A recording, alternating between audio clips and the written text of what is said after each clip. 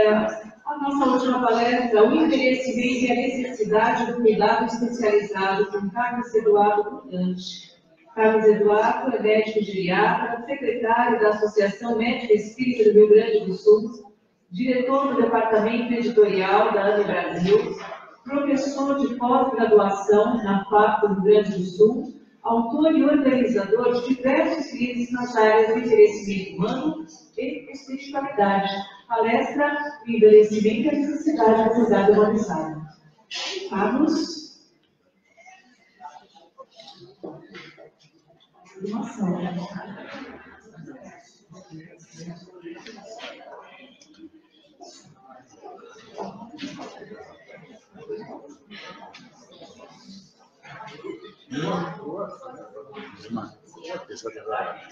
O outro. Pegadinha. Alô? Tudo bem. Estou aqui desde ontem da noite esperando. Hoje é a 12ª palestra. A última.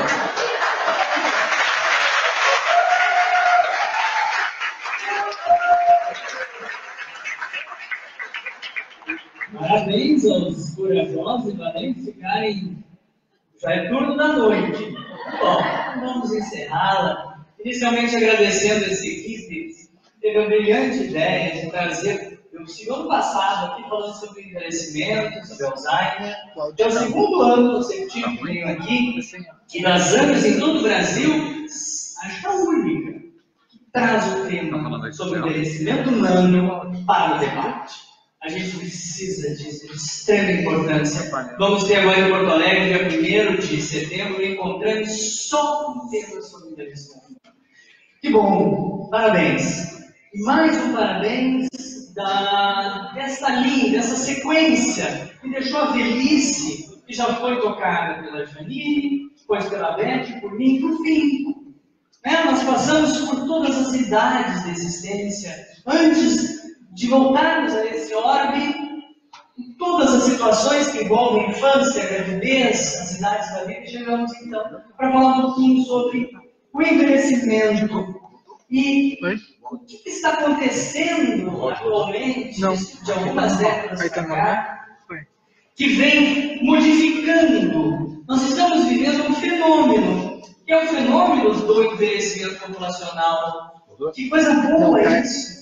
Essa plateia, tá pegando os dois? Cheia, RF? Eu até comentei rapidamente que nós estamos em um processo de envelhecimento desde que nascemos, estamos em diferentes idades do envelhecimento e a importância de valorizar essa fase.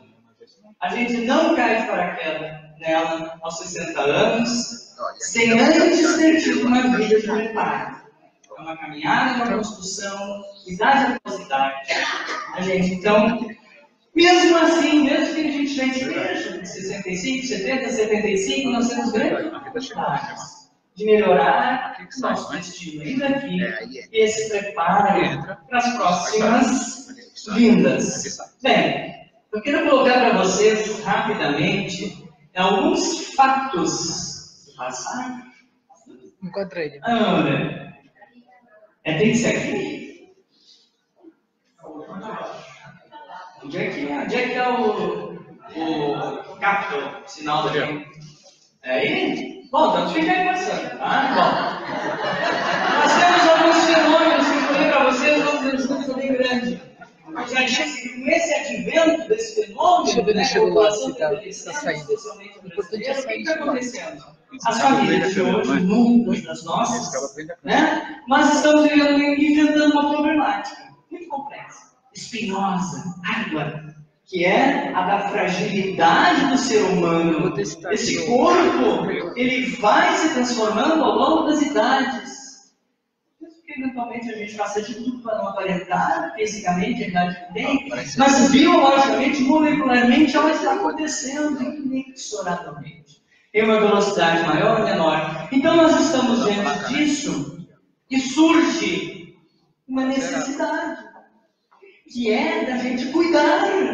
Nós vimos muitos de vocês falando em palestras anteriores sobre os nossos pais, a Beth trouxe vídeos, então nós vamos falar disso, dos nossos pais. Como é que nós estamos nos preparando? E será que estamos nos preparando Pode passar, Flávio. Não, agora ele está indo. Será que nós estamos nos preparando para cuidar deles? Se formos recrutados para isso em algum momento da vida? Então, uma outra realidade. Nós estamos alcançando bem, relativamente bem, a oitava, nona década de vida, né? E os descendentes ou herdeiros, que antigamente tinham 3 ou mais filhos, é só nós olharmos para os nossos antecedentes e vamos ver quantos tios eu tive do lado do meu pai. Da minha mãe, 14, do lado do meu pai, 10. Hoje, né? As crianças de hoje, talvez não tenham tios. Então, vem mudando. Aqui, né, nesses dados, nós temos aproximadamente, eles colocam aqui, estão tendo menos filhos, 3 ou até menos. Né? Esses herdeiros trabalham fora, mantêm as atividades até uma idade mais avançada, porque era costume e entrega mais avançada. É isso? Sim, esse é um fenômeno que está acontecendo, é próprio dos tempos modernos, mas isso está trazendo consequências. E nós temos que estar muito atentos. Nestas últimas décadas surgiu uma geração de pais sem filhos presentes. Por força de uma cultura de independência e autonomia levada ao extremo que impacta negativamente o modo de vida de toda a família. Então, muitos filhos adultos, como dizem aqui, quem fala nessa psicologia, da USP, ela diz que muitos filhos adultos ficam irritados por precisarem acompanhar os pais idosos ao médico, aos laboratórios. Irritam-se pelo seu andar mais lento, suas dificuldades de se organizar no tempo, sua incapacidade crescente de ser ágeis e tomarem, né? E os gestos e decisões. Isso nós estamos vendo cada vez com mais frequência. O quê? Nós, filhos, nós netos, nós sobrinhos netos, estamos com muita dificuldade de acompanhar isso, esse fenômeno que está acontecendo. Os nossos pais bem idosos, frágeis, com enfermidades que os incapacitam, que necessita crescentemente uma ajuda, um olhar mais atento, uma presença mais frequente e menos virtual, mais, né, presencial. São fenômenos que estão acontecendo. Eu li recentemente um artigo na cidade de Canais, muito interessante, falando dos pais órfãos. Primeiro falar nisso, é uma terminologia moderna, nova, que nós estamos lidando. Pais órfãos. O que é isso?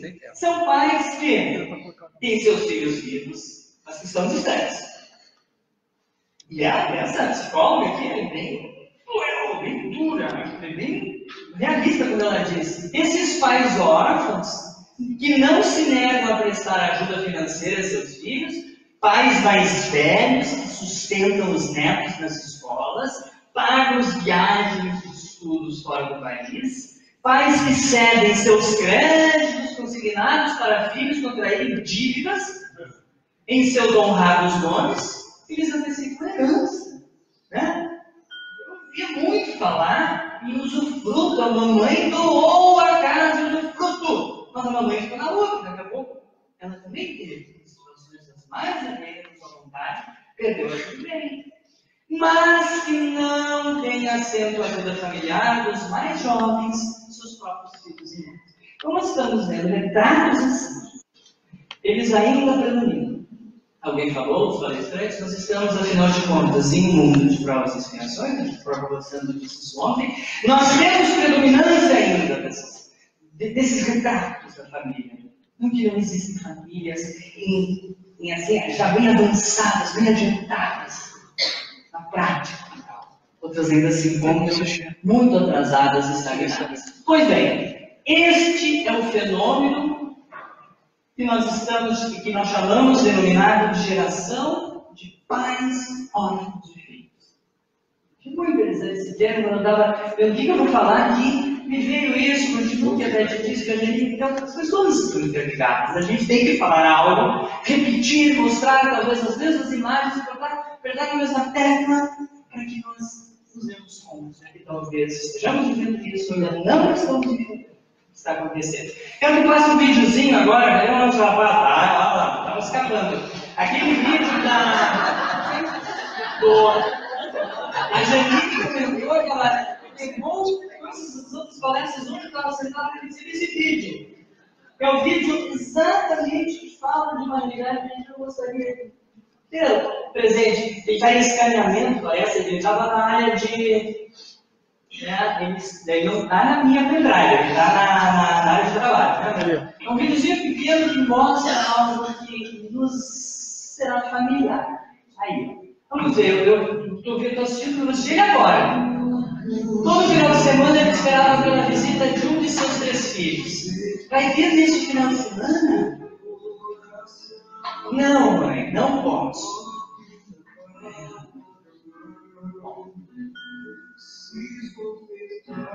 Não conseguirei ir dessa vez também, mamãe. Estou me sentindo.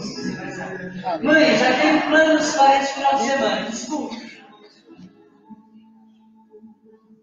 Vou assim que puder. Você já sabe disso. É uma família com filhos, né? E aquelas desculpas a machucaram profundamente. Filhos, eu vou fazer aquela conta predileta de que vocês neste final de semana veem. Mãe, mas a gente não vai. Por fim, o dia chegou e toda a família conseguiu se reunir aonde? E você queria que houvesse essa reunião? Ah, no relógio da mãe. Você não já sabe passar o encontro com seus velhos pais. Visite a sua casa. Outra situação. Filha, você já vai assim, não fica mais um pouco. Não tem tempo, papai. Feliz por chegar em casa.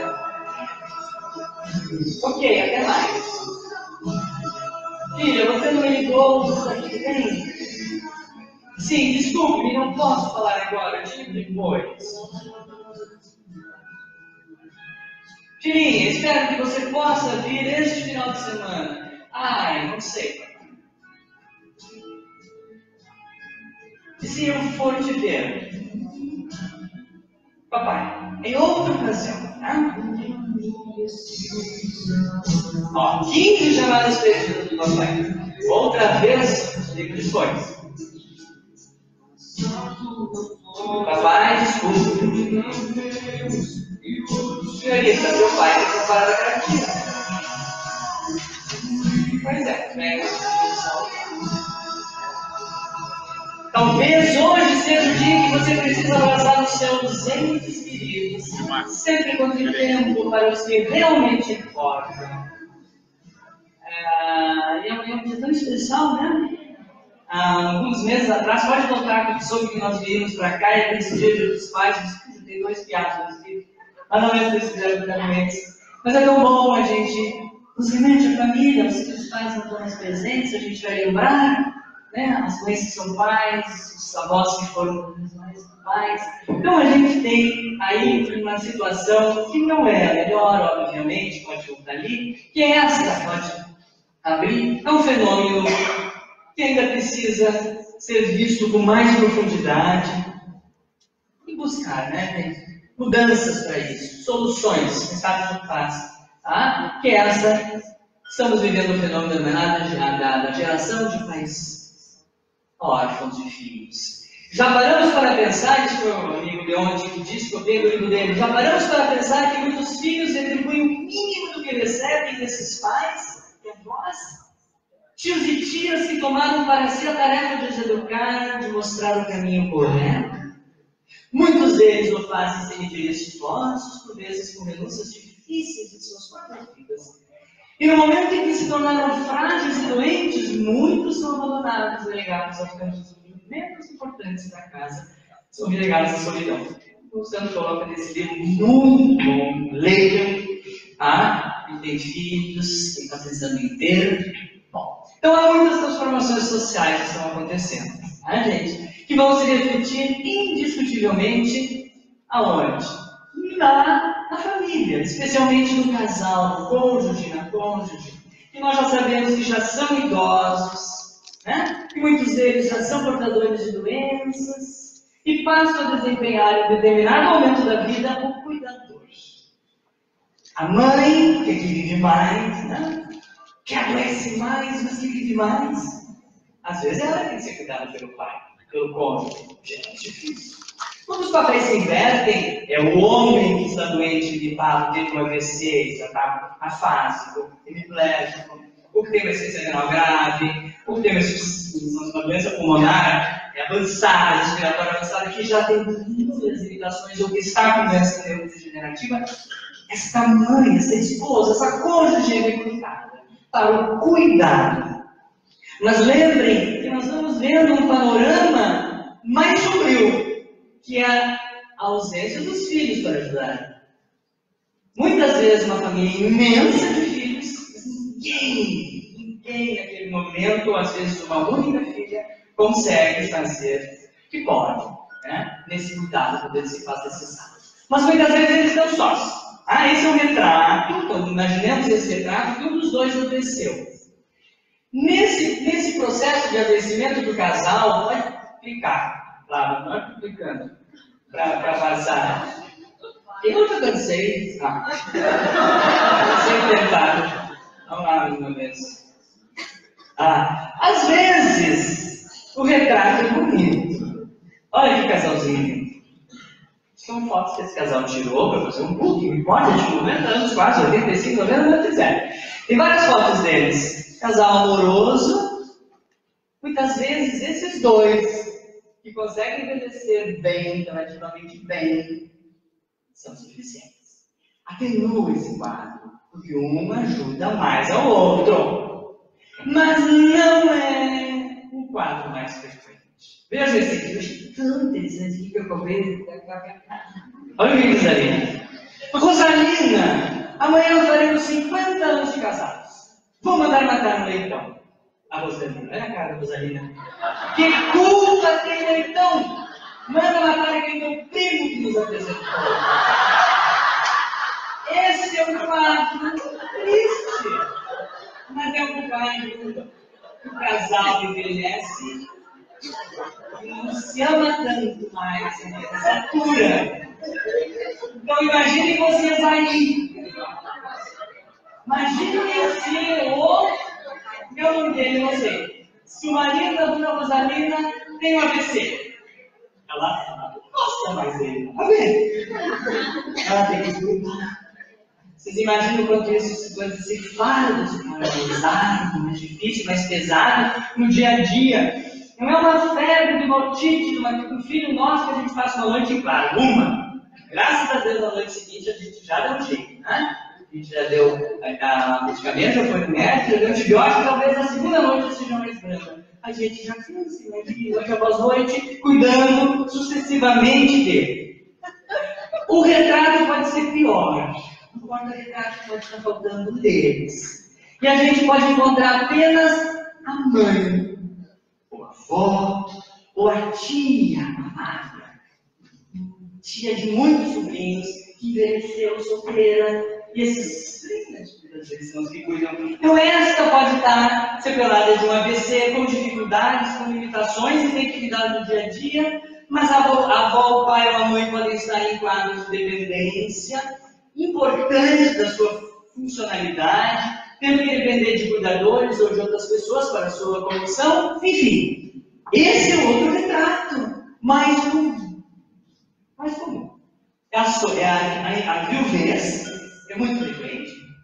É a mãe sozinha, com 80 anos, com alguma doença crônica, degenerativa, agravada por outros fatores, ou simplesmente uma doença mental, uma depressão refratária, um mental de difícil controle. Bom, aí a condição se torna bem diferente, porque não basta apenas, né, gente, o cuidado do amor, da acolhida, do afeto do filho e da filha. Nós temos que lançar mão, sim, muitas vezes de um cuidado profissional. Um cuidador profissional. Hoje, isso, graças a Deus, hoje é muito mais comum. Mas precisa do quê? Essa família, ela precisa ter despender dinheiro, que não é barato. Nós temos os encargos de ter um funcionário assim, empregado. Bom, quando o idoso chega ao ponto de depender da pessoa por todas as atividades básicas que precisa fazer, especialmente nas doenças degenerativas do Alzheimer, muitas vezes a família chama e lança mão disso. Mas não é dele. Nós vamos falar dessa família de uma mãe, de um pai, de 8 filhos, de 9 filhos, que foi mãe igual para todos, ou em todo ser. Mas quando esta mãe cresce, nenhum desses 8 filhos consegue ser, na mesma intensidade, aquele filho que possa, naquele momento, fazer essa diferença. Então a questão hoje importante é trazer, sim, uma situação comum, frequente, que é isso. E agora? Como é que na minha família, porque nós somos convidados a voltar para cá, provavelmente, com a permissão da Divina Misericórdia, nesse agrupamento familiar que se refaz com permissão dos Espíritos elevados, trazemos de volta, para mais uma existência juntos, para os acertos e devidos ajustes, novamente, às vezes e muitas vezes em posições alternadas, o filho como pai, como neto, aqui. Para quê? Para convivermos em família. E na convivência em família que vão surgir o quê? Situações humanas que exigirão o quê? Não uma situação econômica que simplesmente transfira para o cuidador, técnico, toda aquela responsabilidade, não precisa trocar café, carinha, acolhida e faça. Nós estamos sendo, então, chamados para praticarmos virtudes cristãs. O amor muito mais profundo que o amor das redes sociais, o amor superficial, o namorico. Não, é o amor que vai ter que se doar, que talvez se doar por muito tempo. Temos um exemplo claríssimo aqui, de um amor longo, uma bênção longa que pode durar 2 décadas ou chegar perto disso. Tem que continuar amando, se doando. O amor solidário, o amor com paixão, a tolerância, acima de tudo, que é a prática do perdão. Especialmente, aí acho que a psicanálise explica, né? Quem tem alguma coisa de psicanálise, por que há tanta dificuldade de mãe e filhas? Nobres e honrosas exceções, mas é o mais árduo, mais difícil dessa filha é cuidar da mãe. O filho talvez cuide mais, a filha talvez cuide mais do pai, ou melhor, mas muitas vezes é o que a gente está vendo, né? É a filha, está bem, e às vezes não demora, então fica mais difícil. Então, em família, somos chamados ao sublime ato de cuidar pela internet desse amor primeiro. O primeiro amor que recebemos, o primeiro respeito e acolhida que recebemos. Agora a gente vai, se for ao turno de cada um de nós, cuidar da mãe que caiu e fez uma fratura de colo de fêmur que ela não cabia mais, que ia causando fraldas e está na cama.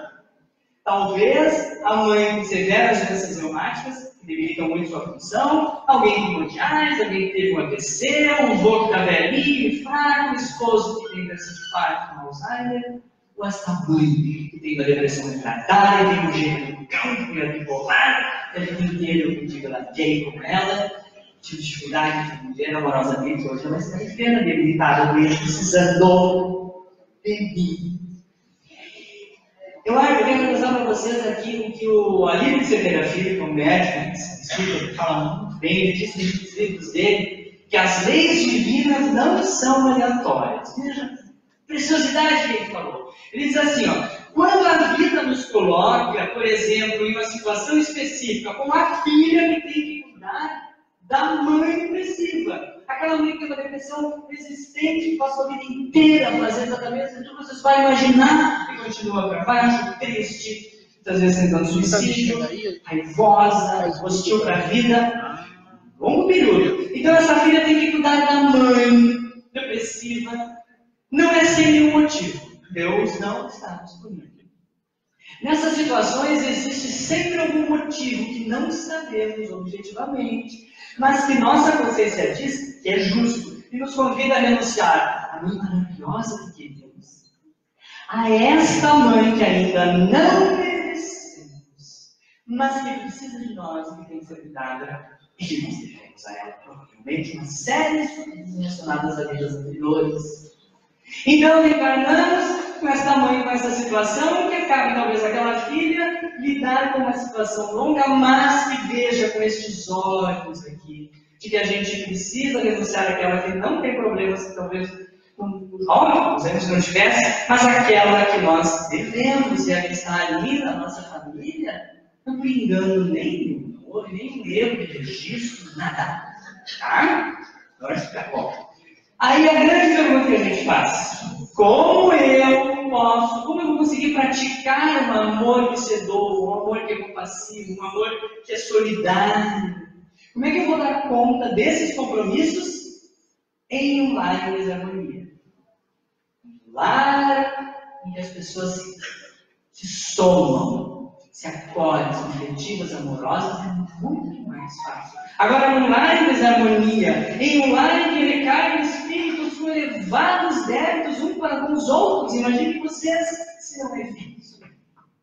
Sim, são inúmeros exemplos que a gente vê a todo instante nas famílias, alguns que nos aterrorizam, quando pode existir um sentimento de ódio tamanho de matar o outro, de deixar de prover o mínimo que possa ao outro da família, mas existem.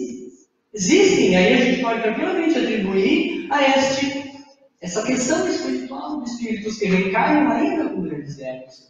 E como amparar, cuidar de alguém com dedicação, com sentimentos elevados, com amor, com carinho, desprendimento, com paixão e caridade? Porque isso que é o mais importante. É aquilo que nós internamente somos capazes de compartilhar no dia a dia com as pessoas que amamos. E nós vemos aqui que nos deram o melhor que puderam, foram os pais melhores que puderam ser. Então, é claro que é difícil, é muito difícil. Muitos de vocês possam estar lembrando neste momento situações que já vivenciaram, ou que têm ainda lá em casa, na casa de vocês, ou que conhecem. Mas é uma realidade. E aí? Nós estamos falando do pai e da mãe amorosos. O pai é idoso, da mãe que se doa. Como ser amoroso com pais que não foram capazes, não quiseram ser amorosos? Meus pais não me amaram, eu sofri muito com isso. Como eu me importo com eles agora? Mais difícil é. E aí a gente precisa mais de diferenciar, de dimensões que significam a nossa vida. A gente vai precisar o quê?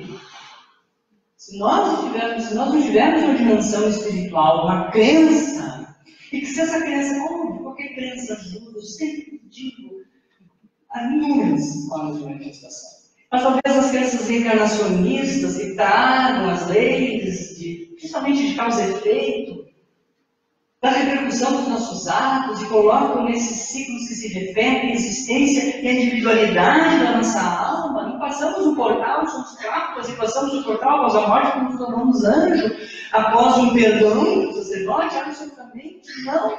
Continuaremos com as nossas individualidades e levaremos para esse período longo na vida espiritual. Mas a gente sabe, e isso pode nos ajudar muito, se a gente tem essa intenção. Porque a gente vai tentar transmutar os sentimentos que são negativos e buscar o que? Praticar as virtudes do Cristo. Essas virtudes que Ele nos deixou. E a gente precisa se educar. Isso também não se aprende da noite para o dia, não é após um passe, não é porque agora eu faço parte da ANA, porque eu estou no centro espírita, isso não é suficiente, enquanto, mas é um passo importante. A educação como um todo é o agente capaz de realizar as mudanças necessárias, possibilitando a transformação do quê? Desse estado de animalidade que todos viemos, da nossa natureza humana, muito animal, para um período e um estágio que a gente vai se humanizando e vai trocando os estilos de sentimentos e vai se levando moralmente. Esse é um processo que nos faz encarar melhor esses desafios. E vem certamente na nossa natureza de provas. E a família, esse grande lugar, é o primeiro, é o porto onde atraca, né? Esse navio com essas necessidades encarnatórias. Então, o objetivo dessa educação que a gente vai buscando ao longo da vida é chegar a um caminho de virtudes. E a gente é capaz de desenvolver dentro de nós uma função psíquica que está em nós, que é uma ferramenta inata em nós. Todas virtudes cristãs estão em nós. A capacidade de praticarmos o altruísmo, já que nascemos inatamente com esse potencial, é continuar praticando. É evitar os desvios que a vida de relação, as dificuldades da existência nos levam para o caminho. Mas a gente nasce para ser bom, para ser honesto, para ser justo, para fazer o bem, porque nós somos convocados para isso. Independente de problemas, sermos virtuosos. Esse é o caminho que a gente busca. Essa reforma íntima, e isso é intransferível, não dá para... A gente transfere. Quantas vezes a gente transfere os compromissos dos encontros? Quantas vezes já transferimos vidas anteriores? Não temos lembrança, nós fizemos.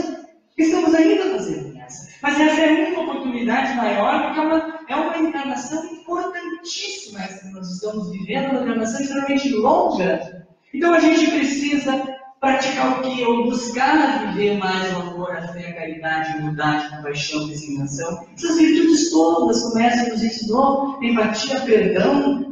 Meu Deus, uma das mais difíceis, se não a mais difícil árdua, é a prática do perdão, esse perdão em família, o perdão para mim mesmo. Nesse site de psicologia aqui, eles orientam, muito interessante, me diz essa psicóloga, fala assim, ó, a regra elementar é se colocar no lugar desses pais. Pense como você se sentiria se estivesse no lugar deste pai ou dessa mãe, com algumas dependências, limitações, sem trabalho, por exemplo, com saúde fraca, sem energia, com menos vida social, adoecendo disso, daquilo. Se você for capaz de compreender a etapa de vida que seus pais estão vivendo, será mais fácil entender seus episódios de frustração, mau humor e da urgente necessidade de ajuda. Quando, como eu disse, quando nós somos recrutados ao cuidado, a gente pode tentar fazer esse exercício difícil, que requer que a gente compreenda a situação deles, que a gente tenha paciência, tolerância e tudo mais, para que a gente muitas vezes, ao se colocar no lugar deles, consiga lidar melhor. Porque não é fácil nós mudarmos a trajetória das nossas vidas, já deixamos aquela família nuclear. Imagina uma figura, um desenho muito comum. Os pais idosos de 90 anos, muita gente tem pais na cidade, em que os filhos têm 70, já são idosos, em que já são avós. Você nem tem 70 anos, é bom, 50 anos, já é avó. E tudo já está muito distante da tua família nuclear, muito distante da vida do dia a dia desses teus pais. Muitas vezes os filhos não fazem, não esquecem, não abandonam, não visitam pouco por simplesmente não terem mais amor. Muitas vezes os filhos acreditam que os pais se bastam, que eles já estão numa situação tal em que eles administram sua vida, que eu, filho, ou neto, ou eu não sou filho, mas eu também sou pai, eu sou avó. Eu tenho outros envolvimentos e eu me distancio muito da figura dos pais. Claro que às vezes é mesmo, né? São as adversidades, são dificuldades de relacionamento que te distancia, outras vezes são as condições do trabalho, da vida em si que te distancia. Mas a queixa, o problema principal que a gente traz é que em algum determinado momento da vida, esse pai e essa mãe estão passando por problemas, ou de saúde, ou financeiro, ou de relacionamento, e eles precisam deste apoio. E muitas vezes eles não devem. Por quê? Porque também é cruel. É pensarem esses pais de que eu talvez, se eu vou me reclamar do filho, vou incomodar meu filho, vou atrapalhar na vida que ele tem, talvez tenha aquele pouquinho de tempo e atenção que ele estava a perder.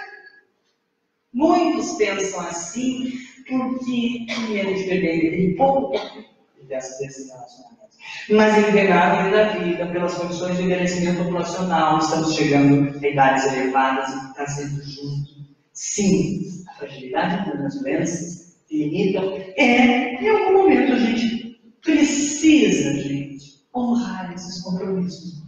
Não é obrigação, tá? Não tem. Eu nasci, me criei, eu tenho obrigação de me cuidar da minha velhice. A Maria do Rio Grande do Sul. A gente não vê isso. Não é obrigação nesse sentido.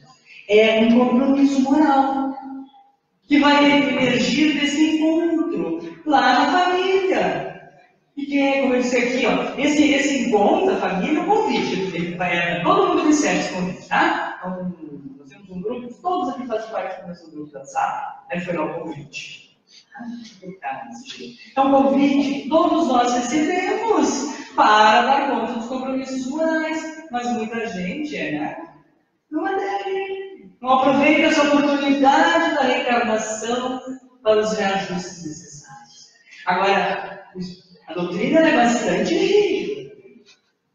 Ela nos põe medo, porque a gente vai olhar e vai ler que nós que permanecermos resistentes às oportunidades de reconciliação, de reajuste, de renovação e desenvolvimento afetivo que a gente faz na família, que permanece estacionado, duro do coração, nós vamos continuar sofrendo. E nós sabemos disso, é isso que nos ajuda a nos alertar para mudar muitas vezes essa rota. Porque nós vamos continuar sofrendo depois do desencarne. E aí nós estaremos comprometendo severamente essa encarnação tão.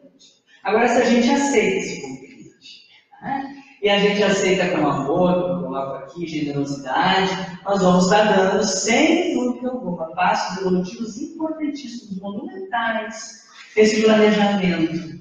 É difícil, sim, especialmente nesse momento de poucas relações, toque, hoje nós estamos vivendo relações à distância. Então é um desafio, sim, mas é um desafio que nós não lembramos, mas nos propusemos a fazer.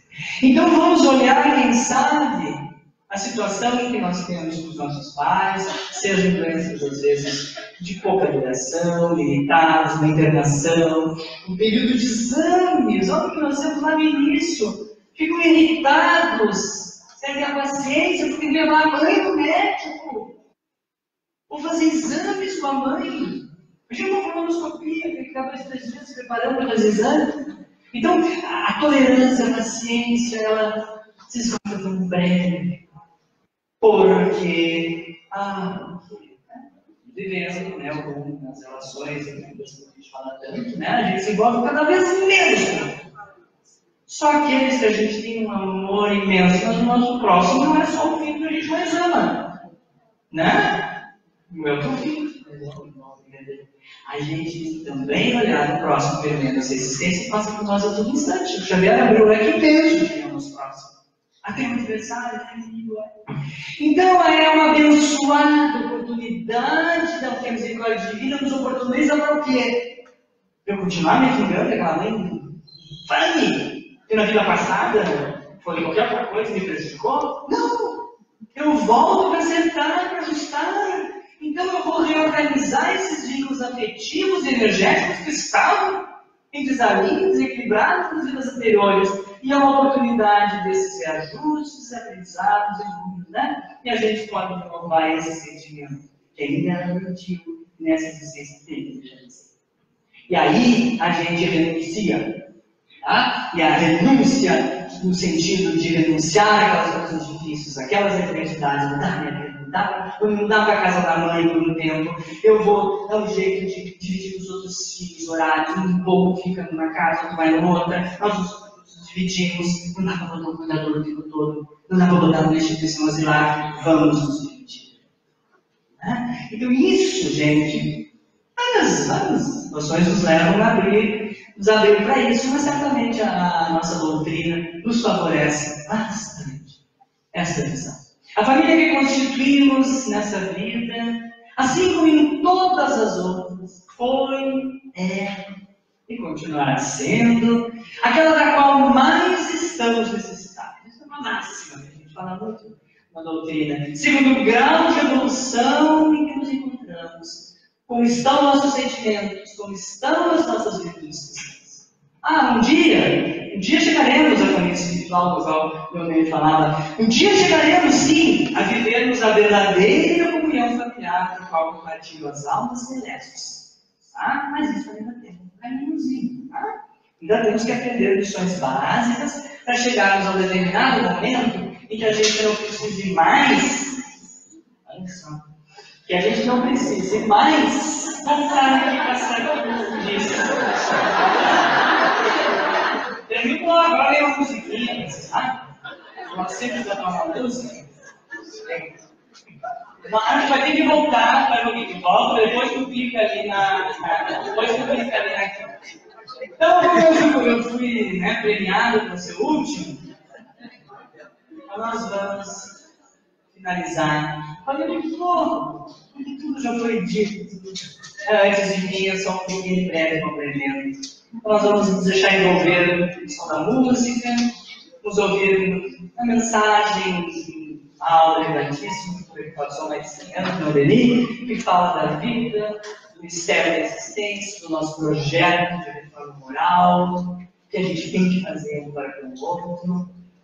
Como a velhice é um período de extrema importância para o ensino moral. É para ele que as respostas vão ser dadas. É esse preparo desse espírito diante de uma doença, de uma determinação, que vai lidar com esse sentimento e superar as marcas dos sentimentos de justo que não deve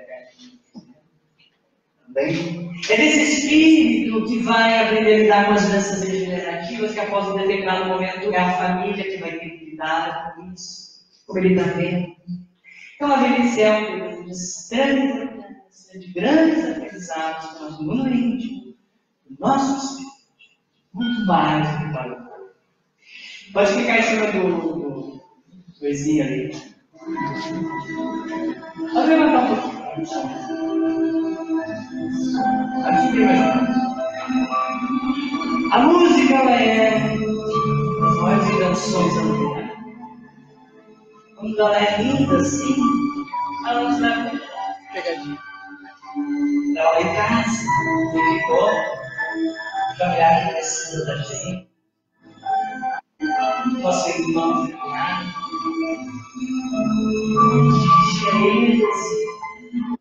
Pensamento. Vamos investir. E no momento que a gente deseja um bem ao outro, nós somos os maiores beneficiários dessa troca, desse sentimento.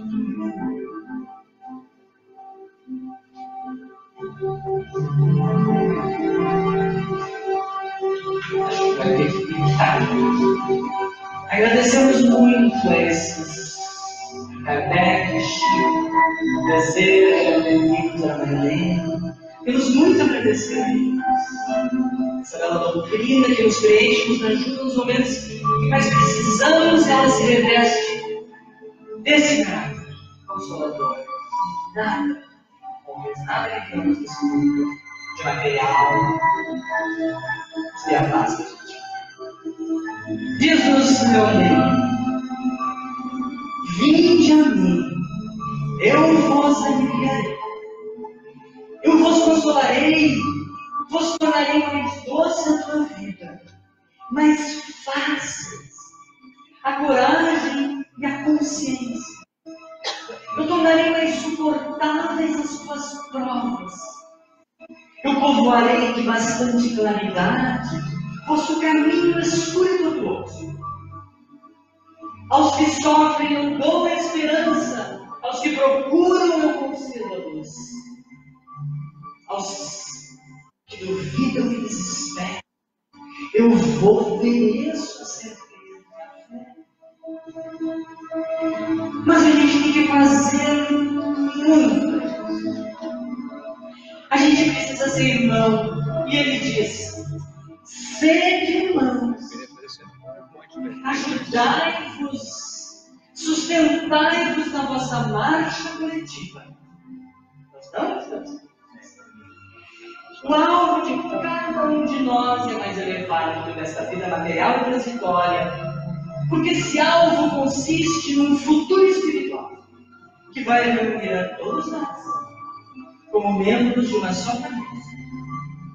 Aqui haverá abrigo de todas as inquietações, de todas as necessidades e males inumeráveis.